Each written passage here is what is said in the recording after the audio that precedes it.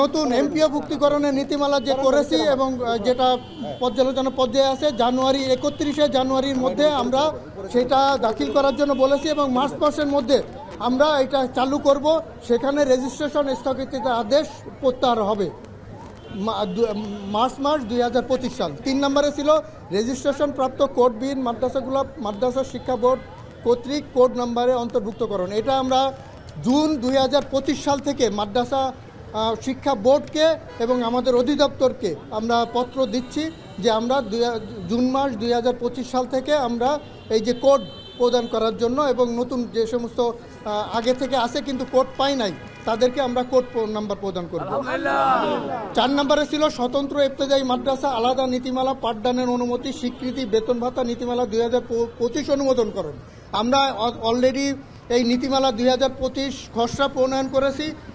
এই 31শে জানুয়ারি 2025-এর মধ্যে আমরা ফাইনাল খসড়া দাখিলের জন্য বলেছি এবং এই মার্চ মাসের 31শে মার্চ 2025-এর মধ্যে আমরা এটা অনুমোদন করে চালু করব। 5 নম্বরে ছিল আপনাদের প্রাথমিক বিদ্যালয়ের ন্যায় অফিস সহায়ক নিয়োগের ব্যবস্থা করা। আমরা আমাদের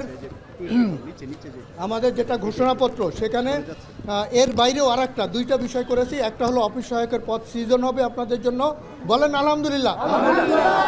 আর এর অতিরিক্ত আপনাদের প্রাথমিক চালু হবে। আচ্ছা, এটা 6 নম্বরে বলছি। প্রাথমিক বিদ্যালয়ের ন্যায় স্বতন্ত্র 6 নম্বর দাবি ছিল প্রাথমিক বিদ্যালয়ের ন্যায় স্বতন্ত্র ইবতেদায়ী মাদ্রাসা প্রাথমিক শ্রেণী খোলার অনুমোদনের ব্যবস্থাকরণ। আমরা অলরেডি এই যে স্বতন্ত্র ইবতেদায়ী মাদ্রাসায় প্রাথমিক শ্রেণী খোলার জন্য আমাদের এই যে নীতিমালা 2025 এতে অন্তর্ভুক্ত করার জন্য বলেছি। শুধু তাই না, প্রাথমিক শ্রেণীর জন্য একজন শিক্ষকেরও ব্যবস্থা করা হবে। সবাইকে ধন্যবাদ। আসসালামু আলাইকুম। আপনি থাকেন, আপনি একটু থাকেন। আচ্ছা, আপনি একটু এই কেউ না থাকেন, থাকেন। সম্মানিত সোজা হয়ে দাঁড়ান। ভাই আর ঘোষণা লাগবে না, দেন না। শিক্ষক ভাইরা, এতক্ষণ আমাদের সামনে সচিবালয়ের জয়েন্ট সেক্রেটারি মাসুদুল হক স্যার আমাদের সামনে আমাদের সকল দাবি দেওয়া পূরণ করে নিয়েছেন। মাননীয় শিক্ষা প্রতিষ্ঠান মহোদয়, মাননীয় সচিব মহোদয়ের আদেশকে এখানে তিনি এসেছেন। আমাদের 25 সালের ভিতরে আমাদের স্বতন্ত্র মাদ্রাসাকে জাতীয়করণের সকল পর্দা নিয়ে আসবেন এই ঘোষণা করেছেন আমাদের স্বতন্ত্র মাদ্রাসা আন্দোলন পক্ষ থেকে। স্যারদেরকে আন্তরিক ধন্যবাদ ও ধন্যবাদ।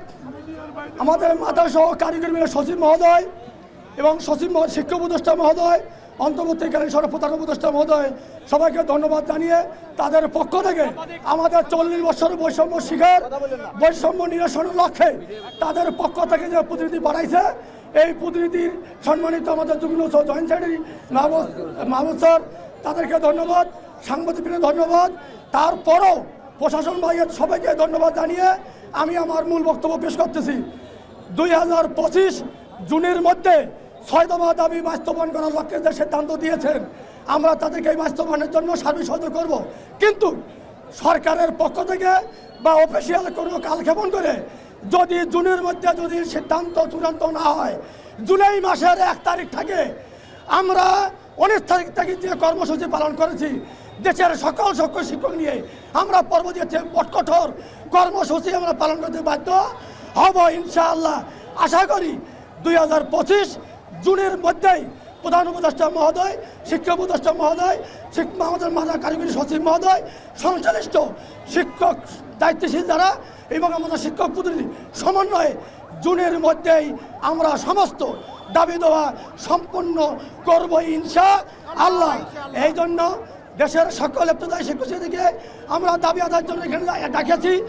যাকে আমরা পুলিশের মাধ্যমে জল কামান, টিয়ার সেল, লাঠি পেটা যে আপনারা খেয়েছেন, এর জন্য আপনাদের আমি আমার পক্ষ থেকে আপনাদেরকে মাপ চাই, আপনাকে ধন্যবাদ চাই এবং সাংবাদিক ভাইরা আপনাদের এই সত্যতে পারবো না, বিগত দিনে সহযোগিতা করেছেন, আপনাদের প্রতি সকল শিক্ষকদের পক্ষ থেকে কৃতজ্ঞ, ধন্যবাদ, আপনাদের প্রতি দোয়া থাকলো।